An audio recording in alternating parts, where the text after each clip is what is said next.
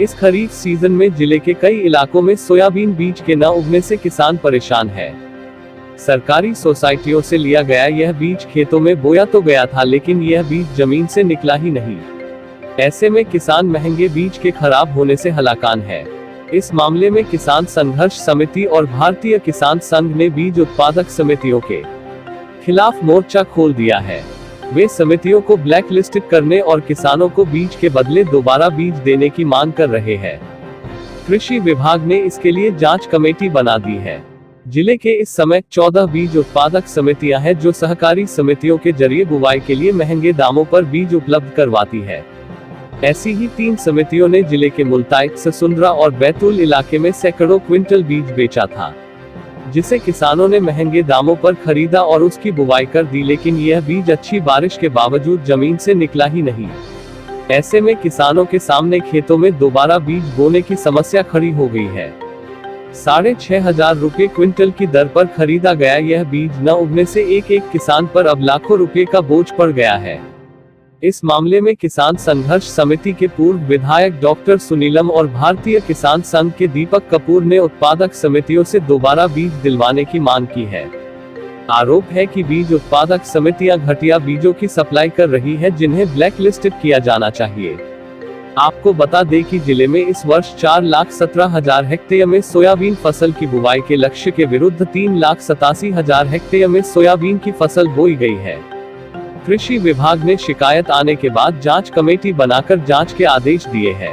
भारतीय किसान संघ ये अमानक बीज को लेकर बहुत शिकायतें आ रही है, क्या हल हो सकता है इसका सरकार? अमानक बीज हर साल की परंपरा है और इसमें डीबीटी होना चाहिए। किसान को स्वतंत्र कर दो, आप उसको जहां से बीज लेना है ले और अनुदान उसके बैंक खाते में डाल दें।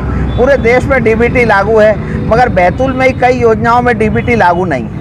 ऐसे ही ऊर्जा विकास निगम से जो किसान सोलर पंप लेता है, उससे ऊर्जा विकास निगम की बाध्यता समाप्त की जाए। उसको ओपन कर दो ना, उसको कंपनी से लाना कंपनी से लाएगा, जहाँ से लेना वहाँ से लेगा।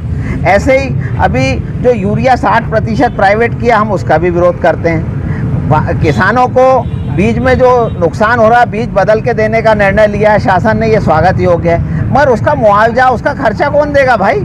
कृषि विभाग की भूमिका को कैसे देखते हैं आप यहाँ पे?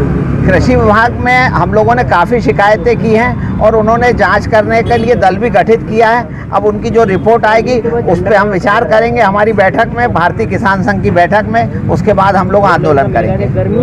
ये बताइए आज किन मुद्दों को लेकर आज प्रदेश व्यापी ज्ञापन कार्यक्रम है, जिसमें प्रदेश में जितना गेहूँ धान बिका है आज तक के, उसका पैसा अभी किसानों के खाते में नहीं आ रहा है और किसान परेशान हो रहा है। और कई किसानों के गेहूं नहीं बिका था, उनको टोकन दिया गया था, लेकिन उनका भी रजिस्ट्रेशन हो गया था। उसके बावजूद भी किसानों का टोकन देने के बाद में गेहूं बिका, उनके पैसे आज तक के गेहूं के और पिछले धान के भी पैसे अभी तक किसानों के नहीं आए।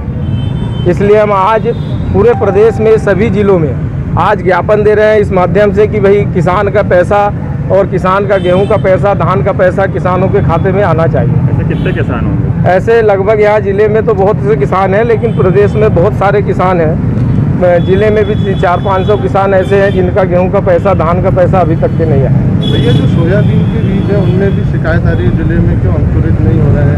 जिले में शिकायत आ रही है, सभी किसान परेशान हो रहे हैं कि उनका जो संस्थाओं ने जो बीज दिया था वह आज तक के अंकुरित नहीं हुआ है और किसान अभी बोनी नहीं कर पा रहा है। किसान बहुत परेशान हो रहा है। इसमें क्या मानते, क्या स्थिति हो गई है किसान की? हम सोसाइटियों की प्रशासनिक स्तर पर सीटिंग हो गई है, जो किसानों के साथ में अन्याय हो रहा है और ऐसे अमानक बीज दे करके किसानों को प्रताड़ित किया जा रहा है।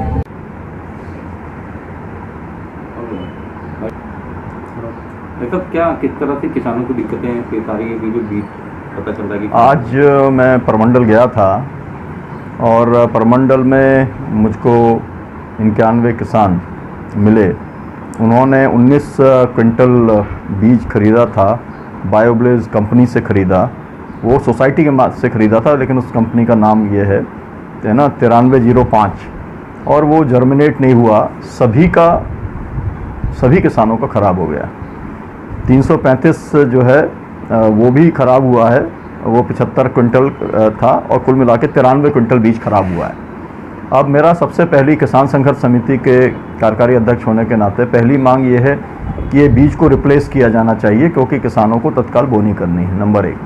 नंबर 2, ये जो कंपनी है जो है, ये कंपनी को, बायोब्लिस कंपनी को जो है वो ब्लैकलिस्ट किया जाना चाहिए और इसके ऊपर आपराधिक मुकदमा दर्ज किया जाना चाहिए। और कौन से अफसर ऐसे हैं जिन्होंने इसको पास किया है, उनके ऊपर भी कार्रवाई होनी चाहिए, क्योंकि ये किसान पहले से ही जो है आर्थिक संकट में है और उसके ऊपर जो है ये बहुत ज़्यादा संकट बढ़ गया है। इसको लेकर के मैंने यहाँ पर जो डीडीए हैं उनसे बात की थी, भगत जी, उन्होंने कहा है कि उन्हें शिकायत प्राप्त हुई है तो उन्होंने जांच के लिए एक पूरी टीम भेजी है। लेकिन मैंने जब गांव में पता किया तो पता चला है कि वो केवल जाके रजिस्टर वगैरह चेक करके आ गए हैं। फील्ड में उन्हें जाना चाहिए और पूरी इसकी तहकीकात करना चाहिए, और पूरे प्रदेश के अंदर जहां कहीं भी इस तरीके का जो है शिकायत आती है, उन बीज उत्पादक सोसाइटियों के ऊपर जो है गंभीर कार्रवाई की जानी चाहिए। डॉक्टर साहब, ये क्या लगता है कि इससे किसान और ज़्यादा आर्थिक संकट में होंगे, क्योंकि जिस तरह से लाखों रुपए का बीज उन्होंने खरीदा है? जी, इसमें तो जो है बहुत बड़ा नुकसान हो जाएगा। अभी तत्काल अगर जो है मतलब तत्काल उनके बीज का अगर रिप्लेसमेंट किया जाता है, मैंने यहाँ पर जिलाधीश महोदय को भी कई बार फ़ोन लगाया, उनसे मेरी बातचीत नहीं हो पाई।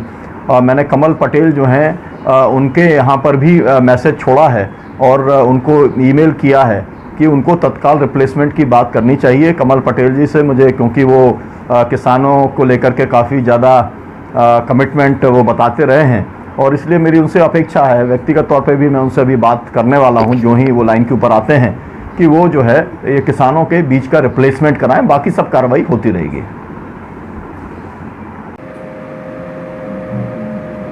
सर, परमंडल क्षेत्र के करीब 91 किसान हैं, उन्होंने 93 क्विंटल सीड्स लिया था और जर्मिनेट में इस तरह की आरोप किसान संघर्ष समिति के डॉक्टर सुनील ने क्या इस मामले में पूरी कार्रवाई की है?